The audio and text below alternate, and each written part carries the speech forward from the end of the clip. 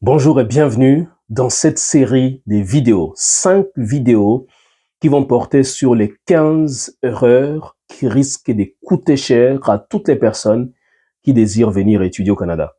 Et chacune de ces erreurs risque d'être fatale si vous n'avez pas la bonne information et si vous ne vous faites pas accompagner. Alors, si vous êtes là pour la première fois, je vous souhaite la bienvenue et je vous demande instamment de vous abonner afin de ne pas rater les prochaines publications. Et si vous êtes là pour depuis quelques temps, je vous dis merci pour votre fidélité. N'hésitez pas à partager la vidéo. Et si vous me découvrez pour la première fois, mon nom est Manuel Kambi, je suis conseiller d'orientation scolaire et professionnelle, membre de l'Ordre des conseillers et conseillères d'orientation du Québec. Ma passion, ma mission, c'est vraiment de vous accompagner à choisir un bon programme d'études correspondant à qui vous êtes, c'est-à-dire à vos intérêts, à vos valeurs, à vos aptitudes, à vos compétences, à votre projet de carrière, aux réalités du marché du travail ici au Canada. Et cela dans un établissement d'enseignement susceptible de vous offrir évidemment non seulement une admission, mais aussi des stages rémunérés et éventuellement des bourses d'études. Mon rôle aussi avec le consultant réglementaire d'immigration, c'est de vous accompagner à obtenir les documents d'immigration, le CAQ au niveau du Québec et le permis d'études au niveau du gouvernement du Canada, ainsi que le permis de travail coopératif si votre programme a un régime coopératif.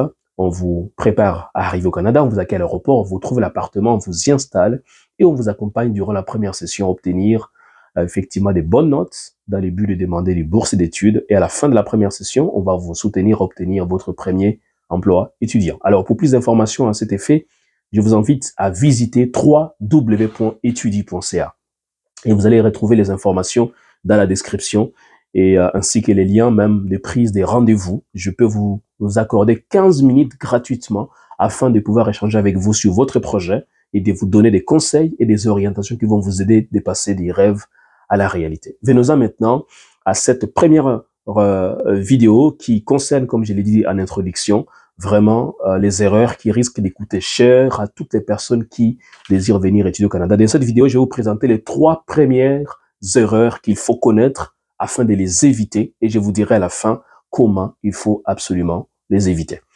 Donc la première erreur, c'est de choisir un programme d'études sur recommandation d'un ami, qu'il soit au Canada ou encore au pays, d'une connaissance ou sur pression de parents ou encore des proches. C'est une grosse erreur.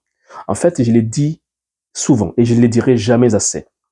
Ce n'est pas votre ami, ce n'est pas votre père, ce n'est pas votre mère qui viendra étudier à votre place au Canada. C'est vous qui allez venir étudier ici. Et donc, autant choisir tout de suite un programme qui cadre avec qui vous êtes, avec vos intérêts. Qu'est-ce que ça vous intéresse? C'est dans quoi vous voulez étudier. Est-ce que vous avez des compétences pour faire ces programmes-là? Avez-vous la passion pour pouvoir étudier et faire de longues années dans ces programmes?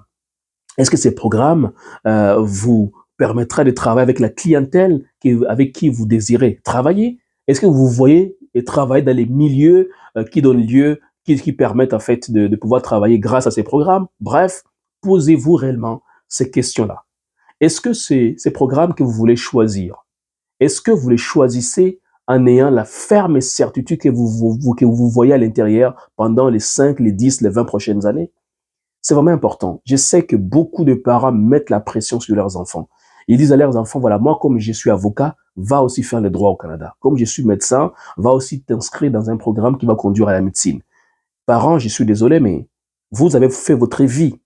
Laissez maintenant votre enfant faire la sienne. C'est important parce qu'un mauvais choix a des conséquences sur la réussite académique. Ça va entraîner les échecs, ça va entraîner les changements des programmes, ça va entraîner aussi parfois, un peu plus tard, le refus des renouvellements des documents d'immigration. Est-ce que c'est vraiment ça que vous souhaiterez? Pas du tout, n'est-ce pas? Donc, ce que je demande aux gens, c'est de choisir un programme qui cadre réellement avec qui ils sont, avec leur type de personnalité.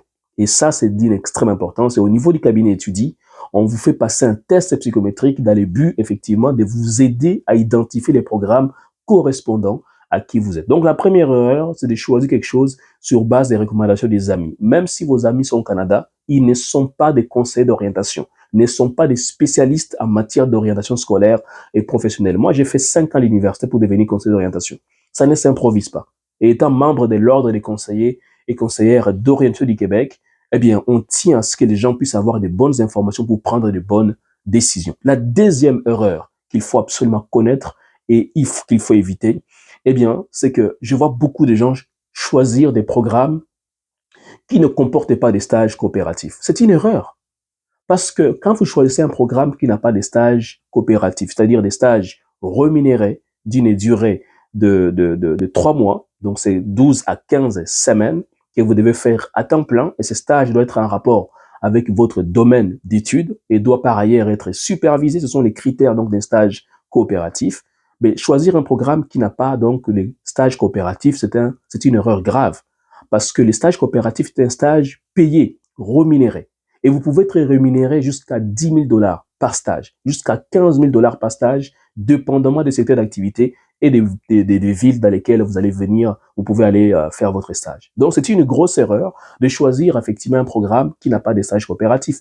Et nous, au niveau du cabinet étudiant, on peut vous aider à ce sujet. On a vraiment un outil puissant qui vous permet de connaître tous les programmes au Canada. Je dis bien, tous les programmes au Canada qui ont des stages rémunérés.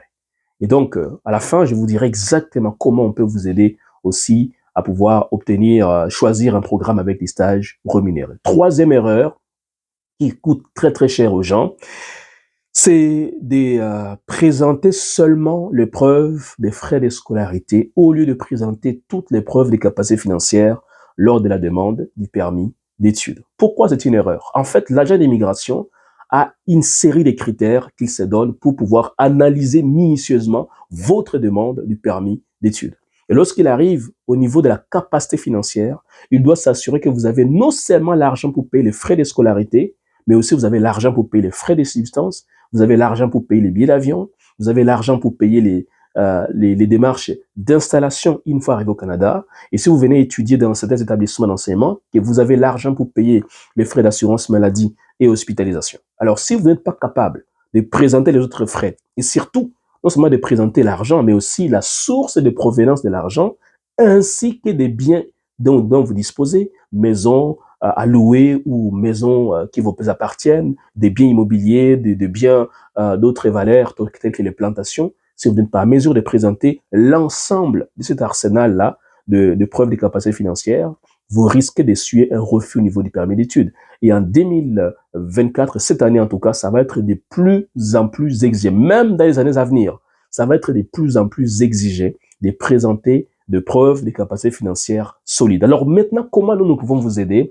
à pouvoir effectivement contourner ces pièges, à éviter ces erreurs? Il y a deux façons. La première façon, c'est de prendre une rencontre de 15 minutes gratuitement. Dans les liens de description, vous allez trouver les liens du rendez-vous. Prenez un rendez-vous de 15 minutes avec moi ou un membre de mon équipe.